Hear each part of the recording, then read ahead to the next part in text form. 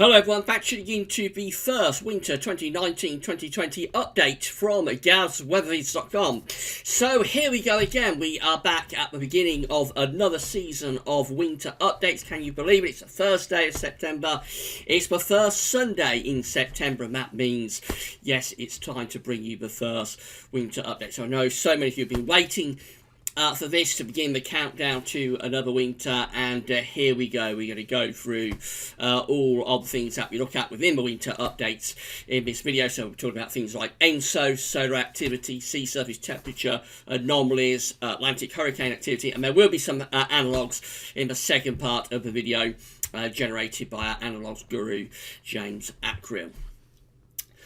So, going to be a long video, as always, with the winter update. So, if you can't watch it all in one go, then it will be placed onto the winter updates page with a written summary going over everything we discuss. And I'll get that up for you this evening. I'm hoping to do a live stream. Just having a chat with some of you on the YouTube channel about this winter update, see what you thought to it, and answer a couple of questions, and maybe do a little bit of screen sharing. If I can get the Streamlabs software up and running, I've had to download some software to do the live streams, as Google pulled the plug on Google Hangouts a few weeks ago, so that's made things very complicated. But hopefully around 5 o'clock this afternoon, I'll be able to bring you a live stream. Probably only for half an hour or so, just taking some of your questions about this video. And then after that, I'll be able to get the winter update onto the winter updates page with that written summary for you. So get yourself a cup of chair, get yourself a cup of tea. I'm going to be here for a little while. Coming up later on today, we're also going to have Terry Scully's September forecast. That should be with you later on this afternoon. Because a big thank you to Analogues Guru, James Acril, of course, for all of the analogues that you can see in the second part of the video. Thank you so much, James, for that. And also to Richard Trott, of course, for the winter updates, winter 2019-2020 updates gift there. You'll be seeing that at the start and at the end of all of the winter updates. So big thank you, James, and big thank you to Richard.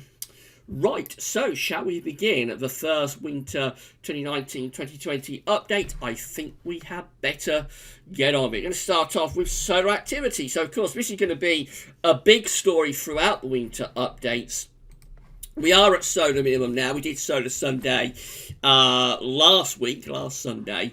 So we're at solar minimum. It's almost certain, I think, that winter of 2019-2020 will be the solar minimum winter of will be the solar minimum winter of solar cycle 24. So yeah, it's going to be one of the important factors, of course, solar activity of the winter updates. The solar disk on our side of this today from solarham.net is completely spotless. We haven't got any sunspots, and how often are we saying that at the moment? We seem to be saying it very, very regularly.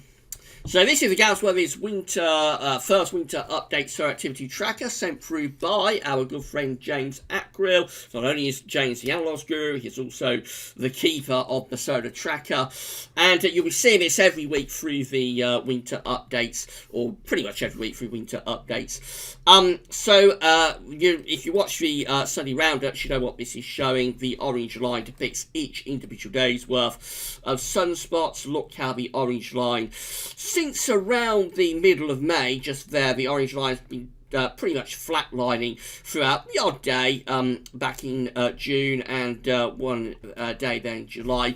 The odd day where we get a little bit of activity, where we get a tiny number of sunspots. But overall, we see that we are pretty much spotless on the solar disk, and have been since around the middle of May, really.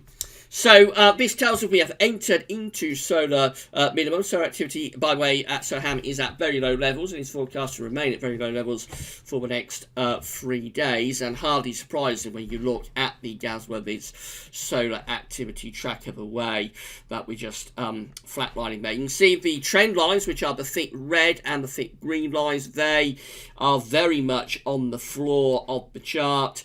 So it's all indicative of the fact that we are now into true solar minimum for solar cycle 24. And I believe that solar minimum truly started back around the middle part of May. Before that, you see the number of days where we had sunspots with these orange tick-ups just here. The number of days where we had sunspots were outnumbering the number of days where we were spotless. So, for example, spotless there, and a couple of days spotless there, a couple of days spotless there. But the days where we didn't have any sunspots were being outnumbered by the days when we did. Now it's the opposite. The days where we have sunspots, those are well and truly outnumbered by the days where we don't have sunspots now, which tells us that since around the middle to early part of May, we have entered into true solar minimum, the solar cycle number 24. The reason we look at solar activity, and we'll discuss this much more later on in the updates when we do the reanalysis, but the reason we look at solar activity is that around and actually just after solar minimum tends to increase your chance of northern blocking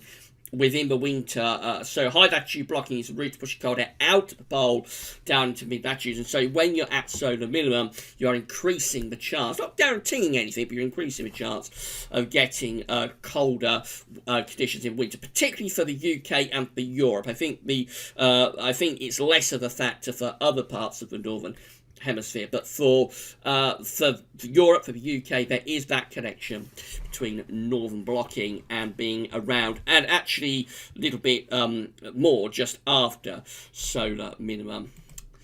This sent through by our good friend Richard Short. So this is showing all of the spotless days in 2019. So far we have had 169 days without any sunspots this year. That is 69% of the year. 2018 had 221 days in total.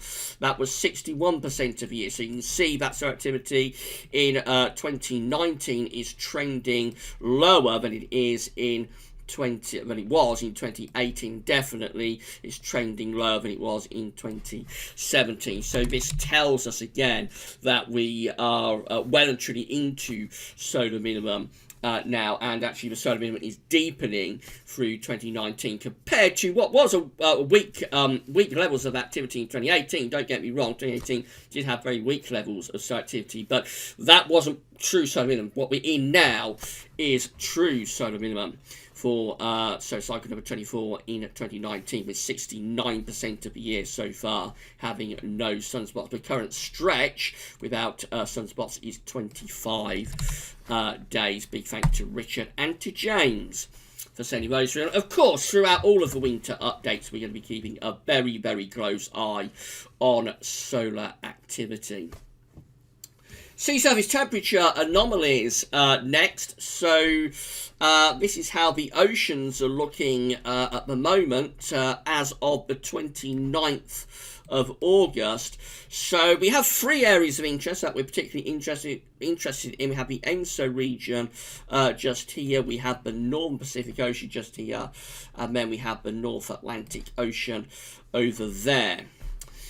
So let's deal with the ENSO region first of all. We seem to be around ENSO neutral now, definitely. We have left behind the weak El Nino that we were seeing at the start of the year. Looks like we're somewhere on the borderline between ENSO neutral and maybe hinting at trying to go into weak La Nina, although there's very little in the way of colder subsurface temperature anomalies at depth underneath the Pacific Ocean at the moment to support a La Nina. So it looks like at the moment this is probably going to be an ENSO neutral winter. What ENSO neutral could mean for this winter we will discuss later in the updates through reanalysis. I want to keep an eye on where this is going and make sure that it doesn't actually go spiraling off into a La Nina through the autumn. So I would suspect we'll do the reanalysis for ENSO towards the back end of the updates, probably one of the later updates, I would have thought, as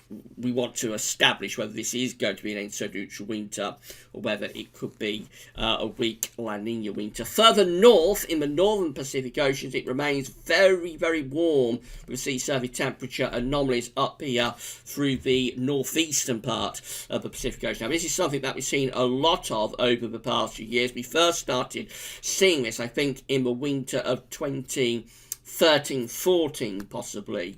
That very, very wet, stormy winter. That's the first time we began to see this signature of a warm PDO, Pacific Decadal Oscillation. And we've still got it right now. It hasn't been there consistently since 2013-14. It has waxed and waned. I think 2017-18, that winter generated some cold and average sea surface temperature anomalies up here in the northeastern Pacific Ocean. But it is something that we've seen a lot of over the past few years since 2013-14. It looks like we're going to be seeing that again for this winter. Now, there is the idea with this that when you get these warmer than average sea surface temperature anomalies just here, it tends to send the jet stream on a northwest-southeast alignment through the United States. And what that actually means is that for northern parts of the states, that can bring pretty cold air down to the north and the eastern part of the states because you're on the cold side of the jet stream. But then the jet stream comes out of America somewhere around there and sort of hits the Atlantic, and of course got cold air pooling out of Canada and North America with the jet stream hitting the Atlantic, and that can blow up cyclogenesis around here. You can start to get deep areas of low pressure being generated just here, and then the jet stream carries those low pressures through on a very vigorous jet into northern and western parts of Europe. So the very stormy, wet, stormy winter that we had in 2013-14 associated with that warmer than average area sea surface temperature anomalies. It's still early days though. We might see this cooling down around here over the next few days. So if you're looking for a cold winter, if you'd like to have a cold winter, one of the things we're going to want to focus on, I think, is what's happening there in the northeastern Pacific over the next few weeks. And of course, we've got the North Atlantic. So we've got a warm sea surface temperature anomaly profile in the North Atlantic at the moment. It's warmer than average to the south of Greenland, as it has been. This started in May, actually, when we released the NAO forecast based on May sea surface temperature anomalies. We noted that through the month of May it began to warm up to the south of Greenland, and that of course continued into June as well, as the sea surface temperature anomalies gradually got warmer and warmer. In fact, the whole of the Atlantic looks generally quite warm. We do have a small area cooler than average sea surface temperature anomalies just there. Then as you go further southwards, down towards the tropical Atlantic, it looks like things are warming up there as well compared to what they were a month or two back. So a warm North Atlantic, I think one of the things we're going to want to focus on, and we may do this next week, I'm not sure, but one of the things we will want to focus on quite shortly is when was the last time we had the Atlantic in this kind of warm state, because it is a while, I think, since the Atlantic has been as warm as it is, particularly to the south of Greenland. So the last few years, actually, it's interesting, over the last few years, we have tended to be warmer here and cooler just here. And that's a bit of a flip around compared to what we had in the previous decade and up to around 2013. So we appear to have entered kind of like a warm PDO and a rather cold AMO, Atlantic multi-decadal oscillation phase over the past few years. And this year is a bit of a deviation on that. Not in the Pacific, that's still on track with the warm PDO signature, but in the Atlantic it looks like we have a warm AMO type signature. So I think we will want to establish in an update, we may do this next week, want to establish when the last time was that we had such a warm sea surface temperature anomaly in the Atlantic. And what of course we'll be looking for as we head towards the winter is a re-emergence of the tripole, because through May and particularly into June we did see a tripole establishing, which is where it was warmer to the south of Greenland and then it was cooler through the middle of the Atlantic, and then it was warmer down here, the three-way band of warm over cool over warm. We'll be looking to see whether that re-establishes as we get towards the winter. The idea is that the sea surface temperature anomalies that you get in May should start to re-emerge as you move towards and into the winter. So we'll be looking closely at what's going on in the Atlantic over the next few months. More about that later on. So the next thing we're going to look at is how the Atlantic looked this time last year. So you see, this is describing what I was talking about, really much cooler than this year, this point last year. To the south of Greenland, it was warm around Newfoundland, and not overly warm for the tropical Atlantic either. It does look as though the tropical Atlantic this year is rather warmer compared to last year, and very much warmer compared to last year, this year, to the south of Greenland as well. We will be looking much more at sea surface temperature anomalies in the Atlantic over the coming few updates, and we may do it as early as next week. The Southern Oscillation Index next, SOI. So this is from the Queensland government. This is just looking at El Nino, really. So it's measuring the atmospheric pressures in the Southern Ocean between Darwin and Tahiti. When the SOI is in its negative phase, then the atmospheric setup is going to be reflective of El Nino. When the SOI is in its positive phase, then the atmospheric setup will be representative of a La Nina type situation. At the moment, the SOI is quite negative again, so this is sort of El Nino type territory. 29th of August has an SOI of minus 15.05. 30th of August has an SOI of minus 20.770. 31st of August has an SOI of minus 11.91. That tells us that the atmospheric setup at the moment in the Southern Pacific Ocean is reflective of an El Nino type event. We don't have to go many days back, though, to find more of a La Nina type setup. So, for example, we've got the 17th and the 18th of August coming out at plus 7, and the 19th of August coming out at plus 10. Then negative again on the 20th, down to minus 13, 21st down to minus 10, then slightly positive again, then negative. And so what's happening at the moment is that we're trading negative, positive numbers, and this tells us that the atmosphere is neither in an El Nino or a La Nina type setup, truly. And so when you trade positive and negative numbers like this, it tells you that you're basically around ENSO neutral in terms of the atmospheric setup. And so this would support the idea that we're likely to see ENSO neutral conditions continuing for the next few weeks, and possibly into winter 2019-2020. That it could be that winter 1920 is actually an ENSO neutral winter. We should keep a close eye on that. Let's have a look at JAMSTEC. So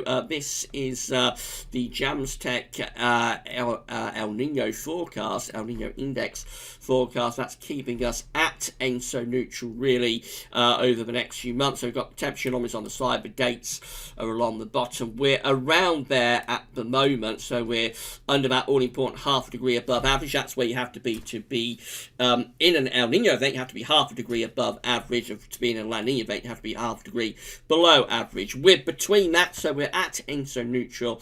The red line here is the ensemble mean. That's keeping us more or less ENSO neutral. On the warm side of ENSO neutral, admittedly, but it's keeping us on the warm side of ENSO neutral through to the winter of 2019-2020. That's January 2020, just there. So at the moment, everything looks like it is going to be ENSO neutral winter. But we have seen in the past that we've had shocks and surprises with this relatively late on. So last year we had a late developing El Nino, and the year before that we had a late developing La Nina. So we do need to wait a little bit longer before we can call this as an ENSO neutral winter, and that's why you won't see the reanalysis for ENSO until the business end of these updates.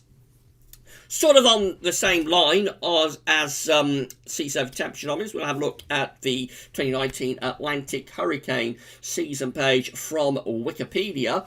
So the reason we look at hurricanes is that basically hurricanes are transporting, let's go back to there, hurricanes are transporting warmth energy from the tropics and distributing them around the northern hemisphere, and primarily ending up in the pole. So this, of course, tropical Atlantic just here. This is our breeding ground for Atlantic tropical storm systems and hurricanes.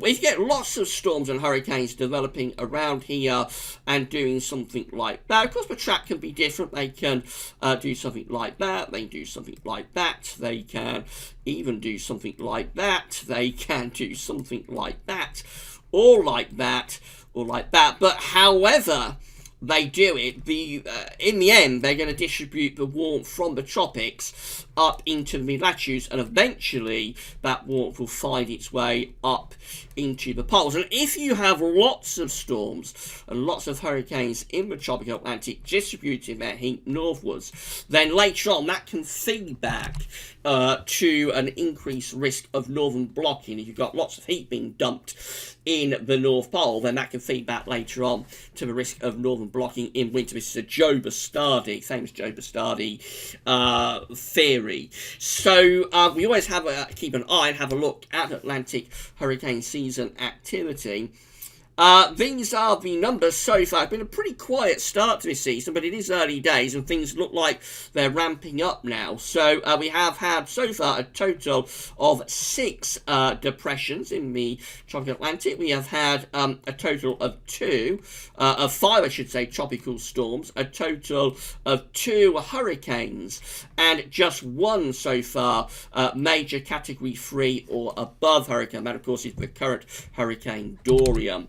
It does look as though things are livening up, though, so I suspect we're going to see the numbers here increasing quite a lot over the next week or two. Be interested to keep an eye on this through September into October. At the moment, the numbers are, as I say, relatively modest. 6 depressions, 5 storms, 2 hurricanes, 1 major hurricane. Relatively modest numbers so far, but I think we will see those numbers taking off a little bit over the next few weeks. We shall see. QBO next. I haven't got the QBO number in for August yet. That'll be released in the next few days, and you'll see what it was when we do next week's second winter 2019-2020 update. But I did want to just talk about it very briefly for this first winter update, just as this one is kind of like setting the scene, really, for all of the others that are going to follow. So we're at the University of Berlin, and we didn't get this updated last year for last year's winter update. It's fairly frustrating, but they have started updating it in the past few months. So when you've got this this sort of grey, darker area just here, that is a westerly QBO, and when you've got a white area just there, that is an easterly QBO, quasi-biennial oscillation. Now, this is a way of measuring the strength of the zone of westerlies, basically. So when you're in a westerly QBO, you are strengthening, you are powering up the zone of westerlies in the northern hemisphere. But when you're in an easterly QBO, you are weakening the zone of westerlies. And so an easterly QBO is associated with an increased chance of colder winter conditions. Conversely, a westerly QBO is associated with an increased chance of milder winters. It's nowhere near as straightforward as that, though, because there are several westerly QBO winters. For instance, this one I've just highlighted, actually, 1955-1956 westerly QBO winter, and that was a cold winter as well, encompassing, of course, the freezing cold February of 1956. There are also many easterly QBO winters that are mild winters. So, for example, down here we've got an easterly QBO winter from 1974 through to 1975. This one just here, that's an easterly QBO winter, and that was a very mild winter as well in the mid-1970s. So, as ever with the weather, and particularly with the UK's weather, there are always several factors going on. That's why we do the winter updates in the fashion that we do them, sort of in a multidisciplinary type approach. We do them because you can't look at one individual factor and say, bingo, that's a factor that's going to either deliver you a mild or a cold winter. There are always several competing factors. And, of course, the devil is in the detail when we come to the winter forecast. And by the way, hang around to the end of the video, because I will, at the end of the video, give you the date for the winter forecast this year. But when we come to the winter forecast, it's a matter of weighting which of these drivers are more important than other factors, for example. And that's always the tricky part. But anyway, let's come down to the current year. So 2019 has been a westerly QBO. There we go. We're in that darker shaded area just there. So very much in a westerly QBO at the moment, have been throughout the year. This westerly QBO started at the end of last year. At least it came down to the level of the atmosphere of around 30 to 50 HPA, but is the troposphere at the end of last year. Now, at the moment, we do see signs of the easterly QBO coming back, though. So this white area just here is the easterly QBO beginning to descend down through the top levels of the atmosphere. At the moment, it's only between 10 and 20 HPA. So the easterly QBO is beginning within the stratospheric boundary of the atmosphere, but it will descend over the next few weeks and months. And I would have thought by the time we get through to the end of the year, so this is 2019, 2020 just there, that's something like New Year's Eve, by then we are likely to be seeing that ECQBO moving down into the all-important 30 to 50 HPA boundary level of the atmosphere, and that, of course, would be the beginnings of an easterly QBO. We may well find ourselves in an easterly QBO for the winter of 2019-2020. I think the reanalysis will probably focus on sort of easterly descending, ECQBO descending type winters, or westerly to easterly transitioning winters, something like that anyway. But more about that when we get to it later on in the updates. But next week we will have the August QBO number in. And this will be updated, of course, at NOAA. So this is the very latest month that we have up to July, which is at plus 10.96, which is a weakening of the westerly QBO compared to May and to June. May came out at plus 14.59 and June at plus 14.36. So it's possible this westerly QBO peaked in May, and it's possible that this month will be lower than last month, which was plus 10.96. If this month comes in lower, if August comes in lower than July, then I think we will have pretty good evidence that the ECQBO peaked early and was relatively weak. But we should wait and see what that number is next week. All eyes on that number next week. Now we're going to talk about something totally different next. So this is from weatheriscool.com. We started including this last year for winter updates. And this is depicting the strength of the zona westerlies at 10 HPA over the North Pole.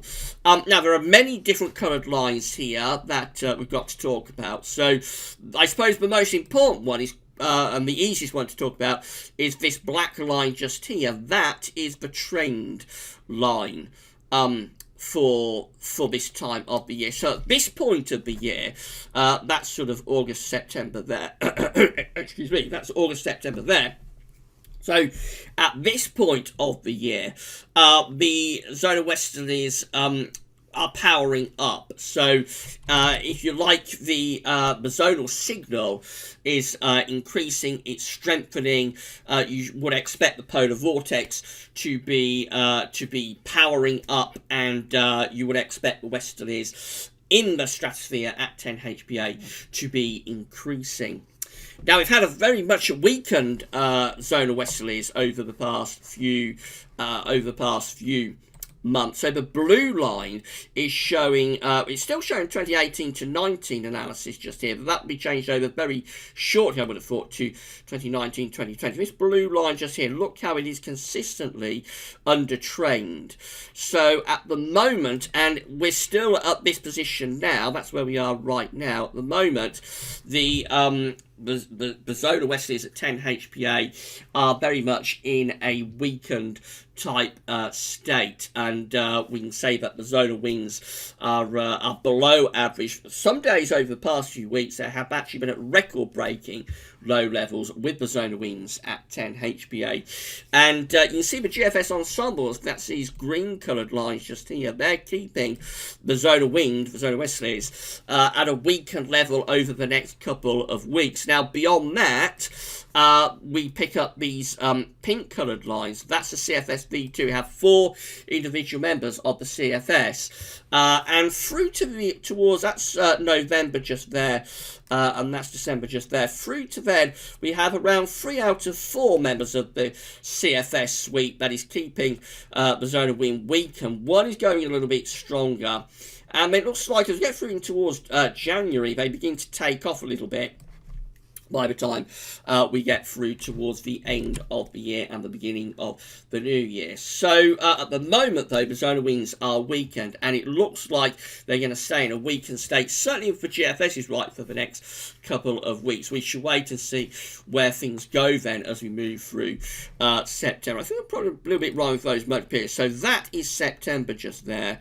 That is October just there. That is November just there, and that's December. So as far as we go with the CFS on this chart is to the end of November, actually. So that would be kind of like going from November through to December just there. The red dash line is showing the last season, which I believe is 2017-18, because they haven't changed the chart over yet. But this will be very quickly moved over into the 2019-2020 season. They may even do it on the 1st of September. We'll be keeping a very, very close eye on what's happening in the stratosphere with the zona winds over the next few weeks. And then move through to Eurasian snow cover and Arctic sea ice extent. So this is how things are looking with Eurasian snow cover. Nothing really to be seen at the moment. You wouldn't expect that. You wouldn't expect that to be the case. You wouldn't expect to be seeing much in the way of snow across Eurasia at the moment. It's very, very early days. It's only up to, let's change the colour. It's only up to the 30th of August. Try and find the red colour. However, we do have one or two little white patches appearing just there in the extreme eastern part of Siberia. Now, I will expect those are going to go over the next few days. It's too early, even in the far north and east of Siberia, to be able to sustain any snow at this point of the year. But it's just a suggestion that it won't be long before the first true white patches begin to appear. And then, of course, the snow will advance across Siberia and Russia, and eventually, by the end of the autumn, we should see most of this area back to there covered with snow. And it's always in October that we focus more on how quickly that snow line is advancing across Siberia and Russia. So this will become much, much more important later on in the winter updates. Further north into the Arctic, big Arctic melt season again this year. That yellow area is where we've got Arctic sea ice at the moment. Look how it's pulled back into that sort of area, and all of this blue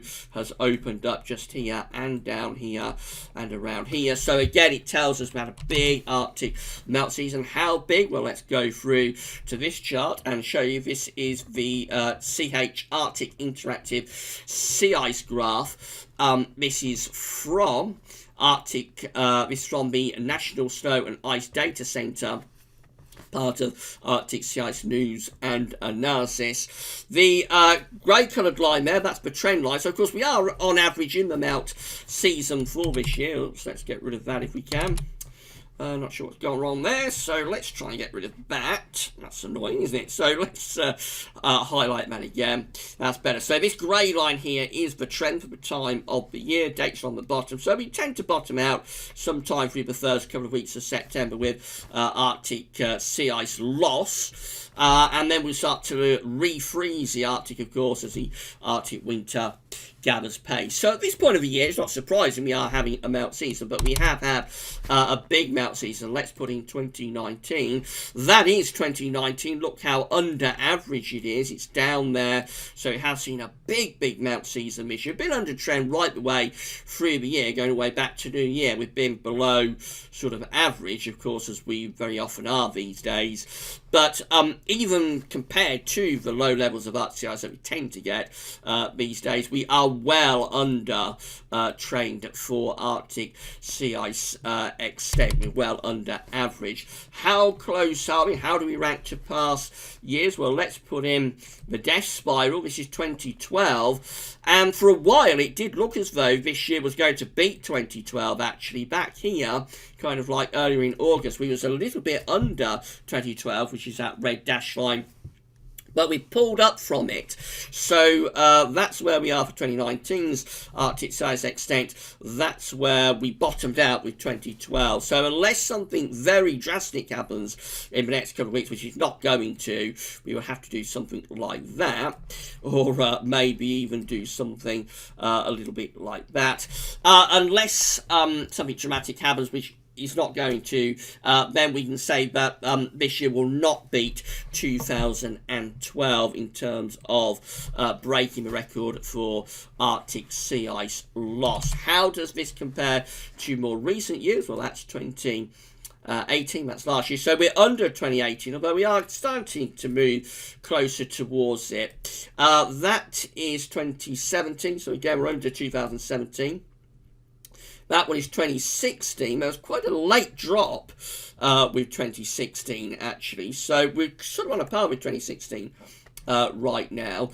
That's 2015. So again, there's a little bit of a late drop in 2015 too. And that one is 2014. So we're well under 2014. That's 2014 just there. So well under 2014, and that's 2013 as well. It's a little bit hard to make some of these coloured lines out, but again, 2013 is sort of up there. So yeah, definitely we are well and truly, we have well and truly had a big Arctic sea ice melt season, but 2012 looks like it's safe in terms of being the death spiral year. It doesn't look as though we are going to beat 2012, but of course, we've got a couple of weeks of melting still left to go, so something dramatic could happen. But at the moment, it's looking like we had an early end to the melt season. We reached that level on a par with the death spiral, and then we started to perhaps even refreeze. So it could be that actually the melt season this year reached its minimum at the end of August. But as I say, we've got a couple of weeks left where we could see further melting, so we shall wait and see. Now, one of the interesting things about this Arctic melt season is that it has been associated with a prolonged negative phase of the AO and the NAO, the North Atlantic Oscillation, Arctic Oscillation, North Atlantic Oscillation. So this chart is showing where we've been with the Arctic Oscillation. This black line just here, with red lines at the end are showing where the Arctic Oscillation is being forecast to go by the GFS ensembles. So the AO has been in a very prolonged negative phase for several months, actually going right way back to around the third week of April is when this change started to happen.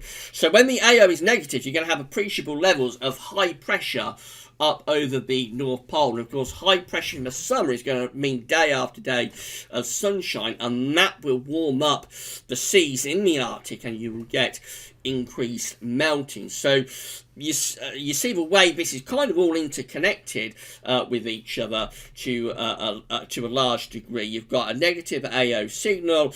We have warmer than average sea surface temperature anomalies to the south of Greenland, but it's probably helping to generate a negative North Atlantic oscillation. And the upshot is that we have this unusual summer pattern that we've been in across the UK and Europe this summer, and also we get this big melt season. Now we're seeing that the Arctic oscillation is going into a positive phase, it's going into the most positive phase it's been in since March through to April. So where we are right now with the AO is slightly negative, but we're going to see the AO going into positive territory in the next week, and then it looks like it's sustained in positive territory through to the middle part of September. That's 1st September today, of course, and that's towards the middle of September just there. So it looks as though September will possibly be our first positive Arctic oscillation AO month for quite some time, possibly since March or April. At the same time, the NAO has also shifted into a more positive phase after being in a prolonged negative phase. So again, the black line shows where we've been with the NAO, the red lines at the end where the GFS ensembles are forecasting the NAO to go. So again, we find that at the moment we are weakly positive with the NAO. GFS ensembles, these red lines at the end, forecasting the NAO to stay positive through the first half of September. So there's definitely been a shift, a fundamental shift within both the Arctic and North Atlantic oscillation indexes, and that has probably been the reason that we have brought an early end to this Arctic sea ice melt season. So just to show you the NAO index, remember the NAO is just an index that's reflecting the atmospheric state. It's not driving anything in its own terms, it just tells you what the atmosphere is doing. When the NAO is positive, you are, particularly in winter, powering up westwards. You'll have low pressure around Iceland and high pressure through the Azores. The temperature contrast will power up westerly flow. And that's the default setup. A westerly NAO is the default setup for the Atlantic and the Northern Europe, and that's the reason our prevailing wind direction in winter is southwesterly, and we tend to be mild. When the NAO is negative, you'll tend to have high pressure around Iceland and Greenland and low pressure through the Azores, and that, of course, in winter is a colder signal because you've got high pressure around Iceland and Greenland. You can start to pull out colder air from the northern latitudes. So the last time we had a really positive NAO month this year, that's 2019, just there. This is from NOAA, by the way. Last time we had a really positive NAO month was back in March, which came out very positive at plus 1.23. April saw a big drop in the NAO number, although it's still very, very slightly positive. But then in May, we went really negative with the NAO. Went down to minus 2.62. This, of course, was as that warming was occurring in the sea surface temperature anomalies in the North Atlantic. So again, you see how this is all kind of interconnected with one another, and why we include it within winter updates. We do winter updates in this multidisciplinary type way. The reason is that all of these different factors, competing factors, yes, but all of them tend to be interlinked.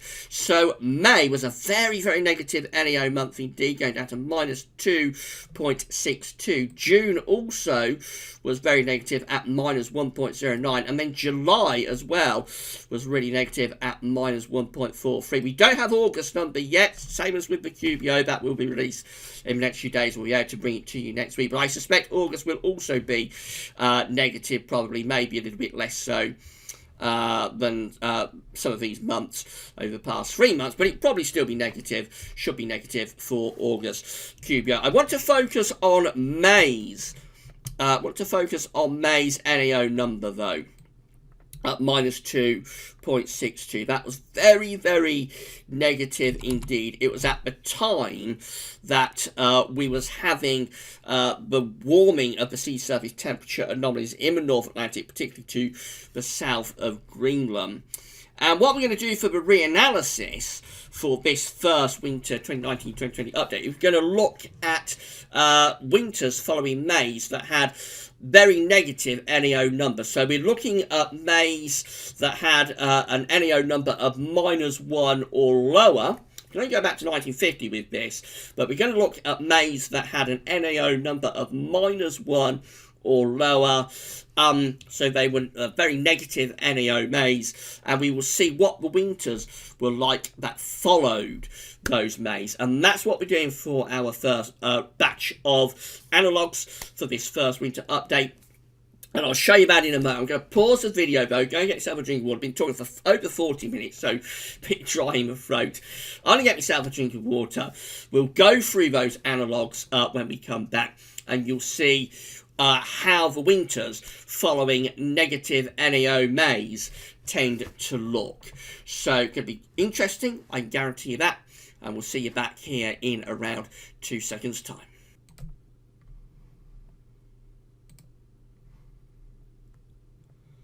Alright, we're back, and we're ready to resume the first winter 2019-2020 update from GWVLinks.com. So at the end of the first part of this video, we was talking about the NAO, and we was looking at the NAO index and the fact that during May, we had a very negative NAO index came out at index number came out under -2 in the index, and that was at a time when the sea surface temperature anomalies in the North Atlantic were warming up, particularly to the south of Greenland, and beginning to move into a tripole type setup, and that carried on into June as well. So I wanted the first batch of reanalysis. We did this some weeks ago, actually. Our analyst guru James got this together for us several weeks ago.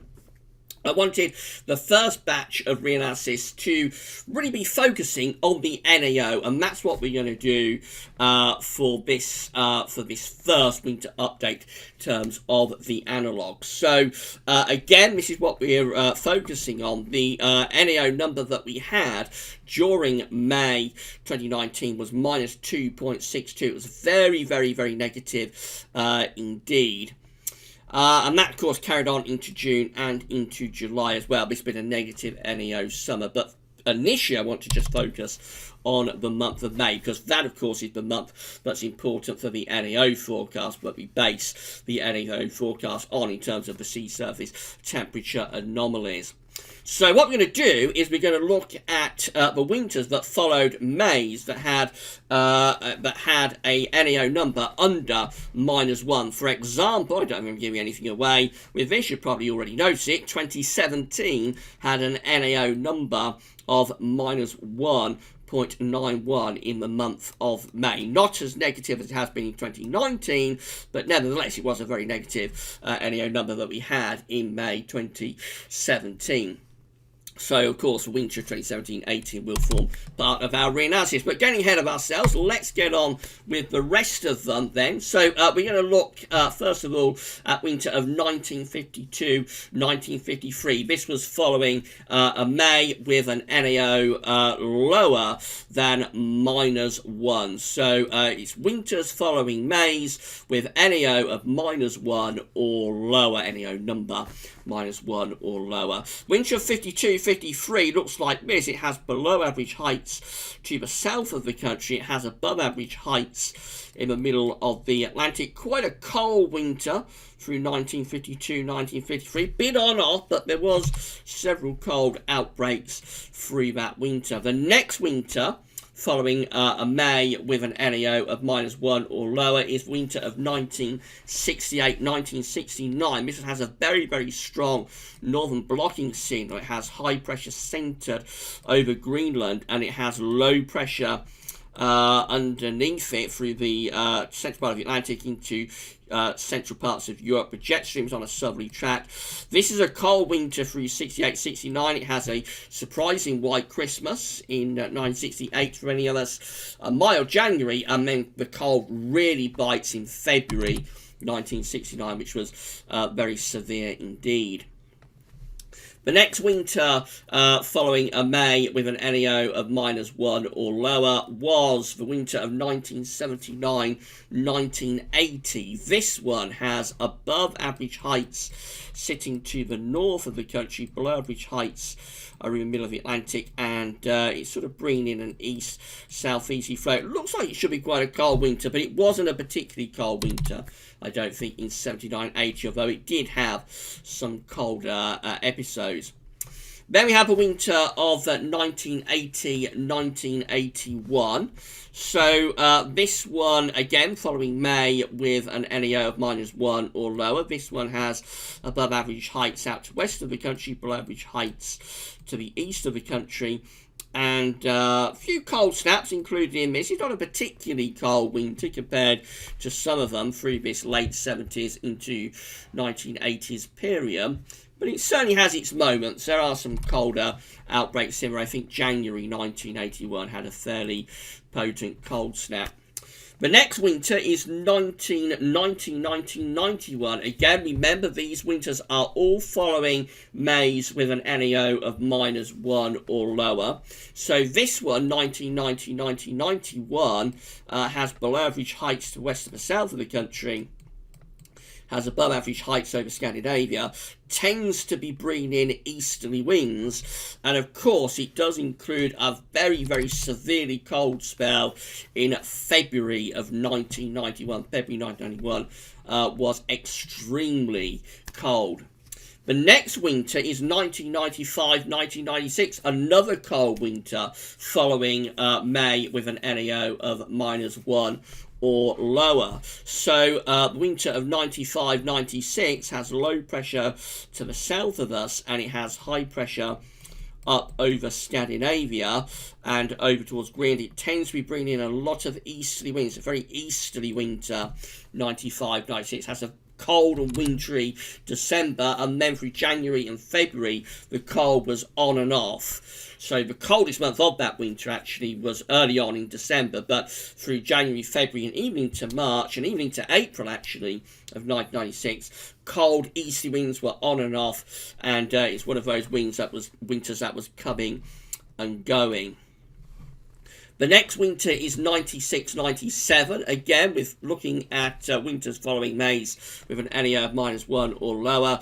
This one, rather strange looking anomaly chart, above average heights across many central northern parts of Europe. It doesn't look a particularly interesting winter, but it is cold early on, and especially around Christmas and New Year of 96-97. It's bitterly cold, but then when the cold goes in the middle of January, it doesn't come back. It has a very mild, wet and windy February. Then we've got 98-99, so a lot of these negative NEO Mays in the 1990s, interestingly. The winter of 98-99 looks like that. So this one is quite an Atlantic-driven winter. It has above average heights out to the west of the country, has below average heights to the north of the country. It's bringing in westerly winds. There are some cold snaps in the winter of 98-99, but generally it's a pretty mild winter. And then we move through, let's make sure that's right, yes, so then we move through to 2005-2006. So this one looks like it should be a cold winter, but it wasn't particularly. This one has high pressure blocking up to the northeast of the country and has low pressure to the south. So you would look at that and think we're probably putting in cold east or northeasterly winds. But it never really came together this winter, despite the fact that the reanalysis chart looks very, very good for it to be a cold winter. Somehow or other, it never really came together until late February and into March, when it did get quite cold for around 2 or 3 weeks. There was some wintry weather late February and into March, but you would look at that and think it was probably an impressively cold winter, but just one of those winters that for one reason or another just never really came together. The next winter, following a May with an NEO of -1 or lower, is 2007-2008. This one is a very anticyclonic winter and a very mild winter too, with high pressure tending to be around the country, low pressure out to the northwest, jet stream push northwards. That's a mild, dry winter, 2007-2008. Then we've got 2008-2009 as our next winter. So this one, the first of the cold winters, of course, that started with 08-09 and finished with 2012-2013. It was a series of cold winters throughout that period, culminated, of course, in the freezing cold December of 2010. That's the peak of the cold period, but it started in 08-09. And it finished, I think, in 12-13. So this is the first one of the series, and it is, well, you can see from reanalysis, probably favouring easterly winds. It's not really until February, but it gets cold. The first half of February 2009 was very cold and snowy. Before that, it was just chilly with cold snaps. Next winter is 2010-11, so again, this includes the December to remember, of course. This is winter following May with an NEO of -1 or lower. This one with northern blocking towards Greenland, low pressure to the south, again, bringing in those bitterly cold east to northeasterly winds. Early on in the winter, it has that freezing cold December, virtually the coldest December on record, in terms of central temperature, the second coldest since 1659. When the cold went after Christmas, though, it never came back, and it was mild, very mild actually, in the second half of the winter. And then finally, we've got the winter of 2017-2018. So you saw that on the index, of course, that we looked at a few minutes ago. So this is how the winter of 2017-18 looks. You can see that it's got a northern blocking signal up here, lots of high pressure to the north. It tends to have low pressure over the west of Europe. Cold looking signal. Wasn't particularly cold until late on, but then, of course, we had the beast from the east at the end of February 2018. That looks like it should be a pretty impressive package of analogues for a colder winter. Let's have a look at the all Decembers combined. So this is how all Decembers combined are coming out following May's with an NEO of -1 or lower. It is indeed a blocking signal for December. It tends to have high pressure to the north of us. It tends to have low pressure to the south of us. And these Decembers, therefore, can tend to be favouring opening the door to easterly or northeasterly winds. But look what happens in the Januaries. It's a much stronger blocking signal in the Januaries. This looks very, very strongly blocked in terms of northern blocking. Look at all these red colours we have here from Scandinavia to green. This is a mouth-watering scenario for anyone who wants a cold winter, with low pressure and the jet stream tending to be pushed a long way southwards, bringing in those very cold, bitterly cold easterly winds. The Januaries are clearly favouring. There will be years that are deviating, of course, as ever with any package of analogues, but overall, these Januaries will clearly be favouring northern blocking and colder conditions. And the Februaries also look very impressive from a northern blocking perspective when we bring all Februaries together, when we combine them following May's with an NEO of -1 or lower. We tend again to have extensive blocking signals in the northern latitude, lots of high latitude blocking, below average heights tending to be through central and western parts of Europe, again tend to be opening the door to those east to northeast winds. So again, February is favouring cold and wintry conditions. And it goes on into the Marches, actually. This is how all of the Marches combined are looking. Slightly reduced northern blocking signal in the Marches, but nevertheless, still there, really. Still a negative AO, NEO type pattern. Jet stream, again, tending to be pushed southwards, again, tending to be opening the door to those easterly winds. So again, the Marches do favour something rather colder with these negative NAO Mays. And this how all winters combined is looking. It's mouth-watering if you want a cold winter. It certainly gets us off to an interesting start with these winter updates, because we tend to have lots of high pressure sitting to our north, particularly focused around Greenland. We tend to have low pressure across southern Europe. We are favouring with these winters following May's with an NAO of -1 or lower. We tend to be favouring bringing in those east or northeasterly winds. The final thing we can look at with May NAO data is to isolate out the very most negative Mays. So the next thing to look at is Mays with an NAO of -1.5 or lower. There aren't many of them. There is only 1968, 1980, 1990, 1995, 2008, and 2010. So these are kind of like the lowest of the low in terms of the NAO in the month of May. And just going through those numbers, I think you can anticipate this is going to be a pretty mouth-watering set of analogues again. So this how the Decembers combined, looking with these very weakest NEO Mays. And we see with all Decembers combined, tends to have high pressure to the northwest of us, it tends to have low pressure to the southeast of us. We tend to be bringing in those east or northeasterly winds as well. Again, look at the Januaries, all Januaries combined, definitely powering up the high latitude blocking, high pressure sitting to the north, low pressure is forced down to the south along with the jet stream as well. Jet stream is going down there somewhere.